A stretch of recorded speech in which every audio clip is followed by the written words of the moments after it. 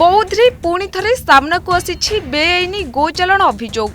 गोरु बोझे एक कंटेनर को बजरंग दल कर्मी माने अटकाइबा परे पुलिस ताहाकू जबत करिथिबा सूचना मिलिछि।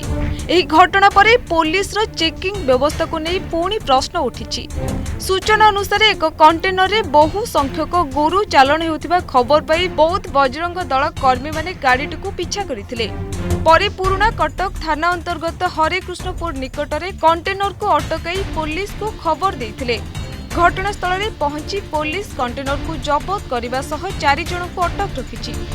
सेहिपरि कंटेनर 40 रु अधिक गोरु उद्धार कर जाइतिबा सूचना मिलिछि। तेबे घटना परे अनेक प्रश्न सामना को आसिछि। जिल्ला रे कड़ा नाकाबंदी और चेकिंग चालुथिबा दाबी करे जाउथिबा बेले एभली container किपरि check post अतिक्रम करूछि। Bajrang Dal कर्मी माने जेउ कंटेनर को ठाब करि पारुछंती पुलिस पूर्वरु सही सूचना काहेकि पाउ नाही। एहाकु नै पुलिस रो नजरदारी और कार्य प्रणाली उपरे विभिन्न महल रे प्रश्न उठिछि। एहा प्रथम घटना नुहे। पूर्वरु मध्य जिल्ला रे बेआईनी गोचालाण अभियोग सामना को आसिथिला।